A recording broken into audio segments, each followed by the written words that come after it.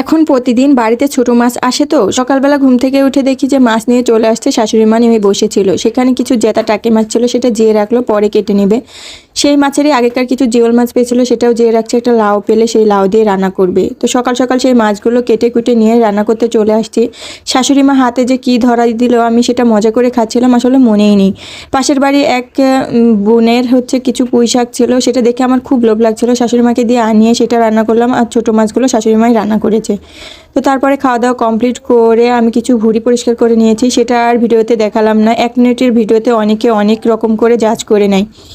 তো যাই হোক, এই লজ্জার কথা আর কি বলবো। গত 4 মাস ধরে বাড়িতে পানি ছিল না জন্য বাড়িঘর আমি পরিষ্কার করতেই পারিনি। রিসেন্ট পানি যেহেতু বাড়িতে চলে আসছে, তাই বাড়িঘরগুলো সমস্তটা পরিষ্কার করে নিয়ে রান্না করতে চলে আসলাম। সেই দুপুরে ভুঁড়ি পরিষ্কার করেছিলাম, সেটা রান্না করে নিলাম, তার সঙ্গে রুটি বানিয়ে নিলাম। ভুঁড়িটা আমার সেকেন্ড দিন খেতে ভালো লাগে, পরের দিন। তো ভিডিওটা ভালো লাগলে লাইক কমেন্ট শেয়ার